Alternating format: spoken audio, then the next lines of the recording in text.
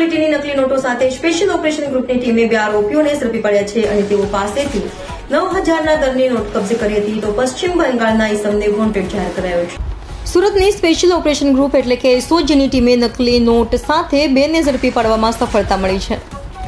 વાત એમ છે કે સુરતના પુણાગામ વિસ્તારમાંથી ભારતીય અર્થતંત્રને ખોખલું કરતા ઇન્ટરનેશનલ જાલી નોટ પ્રકરણમાં 2 આરોપીઓને સ્પેશિયલ ઓપરેશન ગ્રુપની ટીમે ઝડપી પાડ્યા છે. આરોપીઓ પાસેથી હાઈ ક્વોલિટીની ભારતીય બનાવટની 500ના દરની નોટ કુલ 9,000ના દરની નોટ પકડાઈ હતી. પકડાયેલા આરોપીઓમાં આરોપી અગાઉ NIA અને ATSમાં પણ પકડાઈ ચૂક્યા છે અને 2 કેસમાં વોન્ટેડ પણ છે. તો આ નકલી નોટ પ્રકરણમાં એક આરોપી પશ્ચિમ બંગાળના માલદા શેખને વોન્ટેડ બતાવ્યો હોવાનું પણ જાણવા મળ્યું છે. મહત્વપૂર્ણ છે કે અત્યાર સુધીના ઇતિહાસમાં સૌથી પ્રથમ વખત હાઈ ક્વોલિટીની જાલી નોટ ગુજરાતના ઇતિહાસમાં પ્રથમ વખત ઝડપાઈ છે.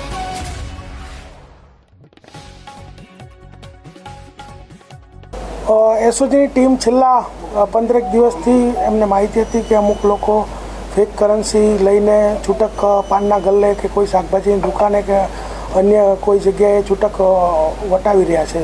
તો એ ટીમ એની પાછળ લાગેલી હતી. દરમિયાનમાં ગઈકાલે રાત્રે સુરેશ માવજીભાઈ લાઠીદડિયા અને વિજય ચૌહાણ નામના જે વ્યક્તિ છે એમની પાસે આ ફેક કરન્સી છે અને એ લોકો એમના ઘરે હાજર છે એવી માહિતી મળતા ત્યાં એસઓજીની ટીમ ગઈ અને આ બંનેને પકડવામાં આવ્યો ને ત્યારબાદ એમની ઝડપી લેતા એમની પાસેથી 5,000 સુરેશ પાસેથી અને 4,000 વિજય પાસેથી એમ કરી 9,000ની ફેક કરન્સી મળી આવેલ છે. સર, આ હાઈ ક્વોલિટી ફેક કરન્સી છે કઈ રીતે? હાઈ ક્વોલિટી ફેક કરન્સી છે કે એની અંદર એની થ્રેડ પણ છે, એનું વોટરમાર્ક પણ છે અને હાઈ ક્વોલિટી પ્રિન્ટિંગ કરેલ છે. તો હાથમાં લઈને કોઈ પણ વ્યક્તિને ખ્યાલ નહીં આવે કે આ ફેક કરન્સી છે કે ઓરિજિનલ નોટ છે. એટલે એ લોકો આને યુઝ કરી અને છૂટક એને વાપરતા હતા. સર, આની પાસે આટલી નોટો બરાબર થઈ છે કે અગાઉ પણ બીજી કોઈ જગ્યાએ યુઝ કરેલી?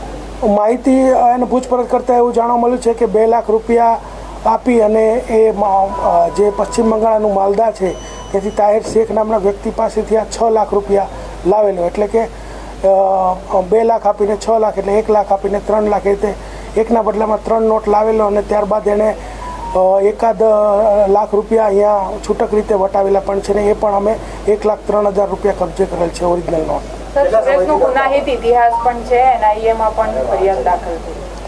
સુરેશનો જે ગુનાહિત ઇતિહાસ એવો છે કે સુરત વિઝમાં ટોટલ 7 ગુના દાખલ થયેલા છે. એમાં NIAમાં 3 દાખલ થયેલા છે.